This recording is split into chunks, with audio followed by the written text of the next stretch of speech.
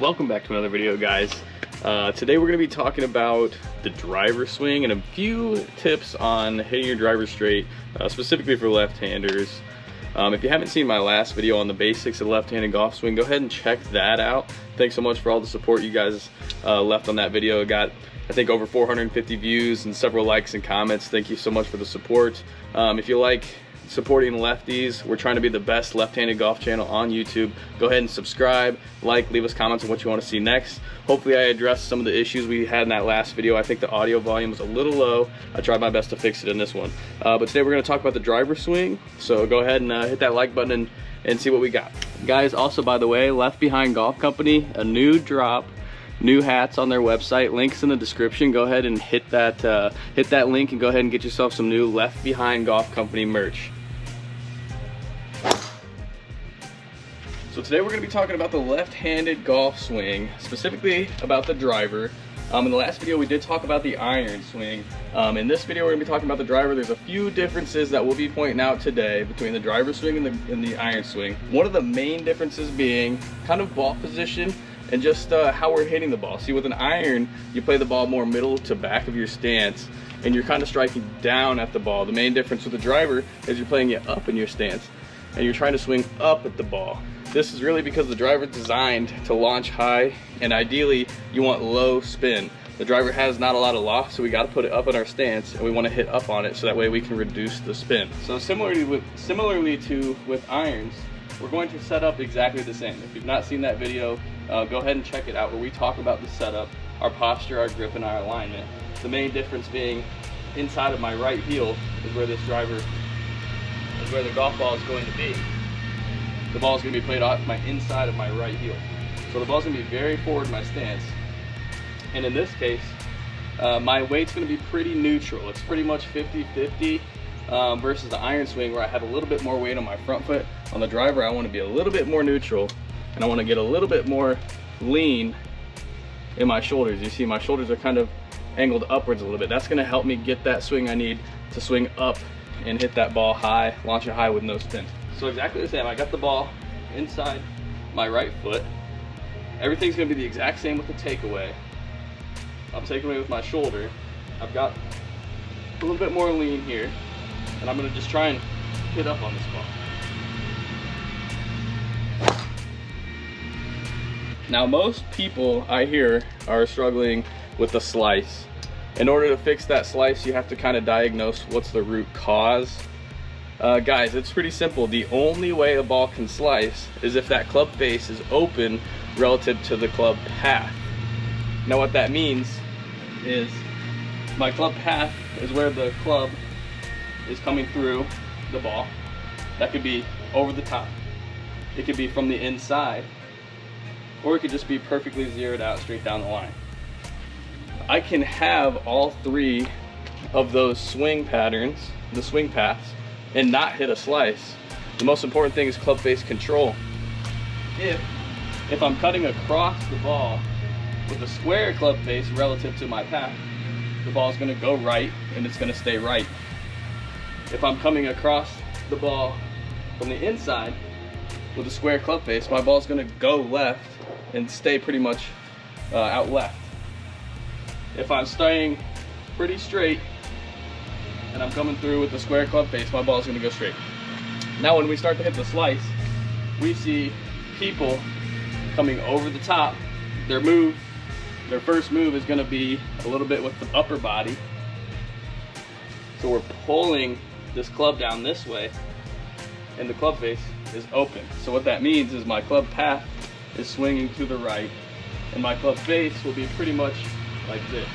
So that ball is going to start right, and it's going to swing off to the left. Now if your club face, if you're coming through pretty square with an open club face, what you're going to see is that ball start off left, and it's going to curve even more left. A couple drills I'm doing to kind of combat the slice is, first off, I want to kind of take a little bit slower swing.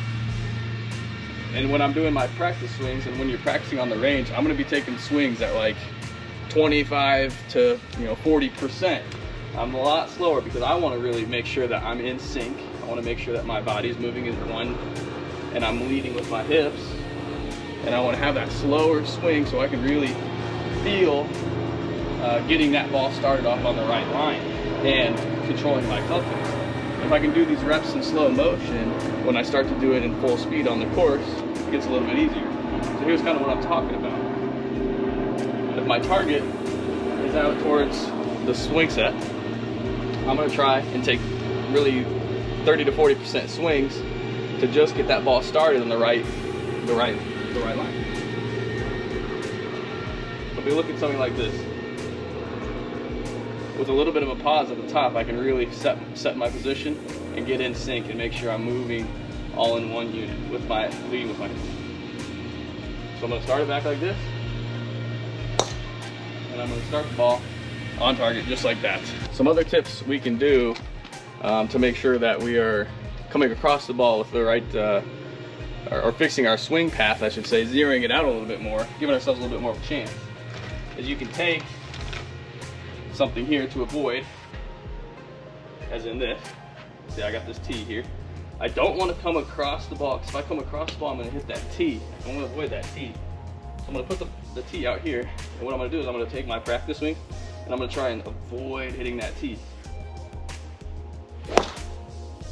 Something like that. You see, I avoid that tee. I'm swinging more in to out. It's going to help. That's going to help prevent that slice. Another thing I like to do as well is, I'm going to use this as an example. You can take an alignment stick or something, but I want to practice my start line. So if I'm struggling starting the ball on target, and you see, I don't want to go right of that. I don't want to cut across that ball. I want to try and get that ball started left of that line. So I'm going to be setting up perfect square. I'm going to try and push that ball left of this line here. So something like that. Now I'm doing this in slow motion now because I want to develop that feel before I get out there and start to swing a little harder. In full speed, it will look something like this. So you can see I'm starting that ball left of my target. Now keep in mind, all we've covered at this point is just how to kind of fix the slice. We haven't really talked, and we're talking about swing path only. I've not talked at all about club face control. The best thing for that is, I think, like I said, kind of taking those slow motion swings and just making sure my club face is in good position at every point in my swing. That helps me get that feel for where the club face is supposed to be.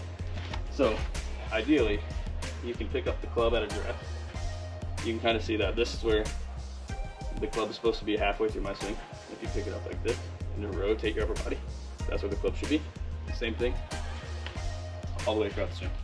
These same drills that we've worked on for countering the slice can be reversed in order to kind of help with somebody who, like myself, struggles with a little bit of the pull hook.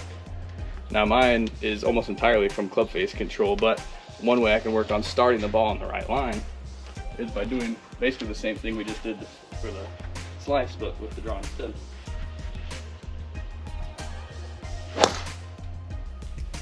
This is helping me get that ball started on the right line and ideally help me hit that cut. Guys, I do want to say thank you so much for all the support you've given us recently. I want to apologize for our lack of on-course videos. Brant and I work full-time, real jobs, so we don't always have that much time to get out and film on the weekends. And October's been a really busy month for us, but stay tuned. We do have some stuff coming.